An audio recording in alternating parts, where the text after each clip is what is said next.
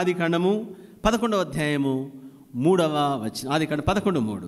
మనము ఇటుకలు చేసి బాగుగా కాల్చుదము రండని ఒకనితో ఒకడు మాట్లాడుకొనిరి. వారు ఇటుకలను చేసి బాగుగా కాల్చుదము, మనం ఇటుకలను చేసి బాగుగా కాల్చుదము రండని ఒకరితో ఒకరు మాట్లాడుకొనిరి. ఇటుకలను చేద్దాము. తర్వాత చూస్తే రాళ్లకు ప్రతిగా ఇటుకలను, అడుసుకు ప్రతిగా మట్టికీలును వారికి ఉండెను. వాళ్ళు అంటున్నారు, మనం ఇటుకలు చేద్దాం, బాగా కాలుస్తాం, తర్వాత అడుసు వాడదాం, లేదా సిమెంట్ లాంటిది వాడదాం, బాగా కష్టపడదాం, బాగా పని చేద్దాం, సో మచ్ వర్క్, లేకపోతే హార్డ్ వర్క్ చేద్దాం, బాగా కష్టపడదాం, కష్టే ఫలి, కష్టం చేస్తే ఏదైనా సాధించవచ్చు, కష్టపడేవాడికి ఎదురే లేదు, కష్టపడదాం గొప్పలు అవుదాం. ఇది మనిషి ప్లాన్.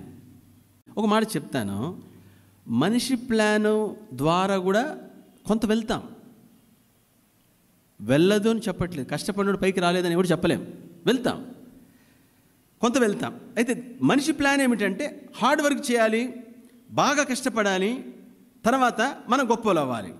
సరే, ఇప్పుడు దేవుని ప్లాన్ ఏమిటి? ఆదికాండం 12వ అధ్యాయము 2వ వచనం. ఆదికాండం 12:2. నిన్ను గొప్ప జనముగా చేసి నిన్ను ఆశీర్వదించి, నిన్ను గొప్ప జనముగా చేసి అంటే నేను చేస్తాను, నేను ఆశీర్వదిస్తాను, నీ నామమును గొప్ప చేయుదును, నీ నామము నేను నేను చేయుదును, నేను ఆశీర్వదించుదును, నేను గొప్ప చేయుదును అంటే నేను చేస్తాను, నేను నిన్ను ఆశీర్వదిస్తాను. అయితే నువ్వేం చేయాలి? Just obey. నీవు నా మాటకు విధేయత చూపిస్తే చాలు, నేను చేస్తాను.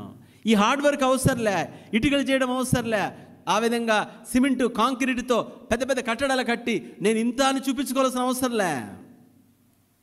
అది నీ ప్లాన్.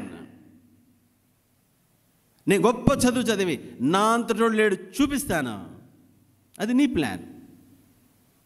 చదువు చదవద్దు అనట్లేదు, గొప్పగా అవ్వడం తప్పు కాదు. అయితే మనము మన పేరు కొరకు, అలానే మన పేరు కొరకు లేదా మన ప్రఖ్యాతి కొరకు మనం ప్రయాసపడుతున్నామా, లేదా దేవుని ఉద్దేశంలో మనం ఉన్నామా, దేవుని మహిమ కొరకు మనం ఉన్నామా, అది ఇంపార్టెంట్. కాబట్టి ఇక్కడ చూస్తే బాగా కష్టపడి గొప్పలు అవుదాం. దేవుడు అంటున్నాడు, ఒరే నాయనా, అదేం అవసరం లేదు, నువ్వేం చేయనవసరం లేదు, నువ్వేమి ప్రయాసపడిన అవసరం లేదు, నేను నిన్ను గొప్ప చేస్తాను. Only thing is you have to obey, just obey. నాకు లోబడితే చాలు, నాకు విధేయత చూపిస్తే చాలు, నేను గొప్ప చేస్తా. జస్ట్ విధేయత చూపించాలు, నా మాట లోబడి చాలు, అంతే, నేను నిన్ను గొప్ప చేస్తాను. జీవితకాలం అంతా వెట్టి చాకిరీ చేసి చావడం కంటే, ఒక పక్షి పొద్దున లేచి చక్కగా ఆ కోయల పాడుతా ఆనందిస్తా అలా జీవించే జీవితం కంటే అదే బెటర్.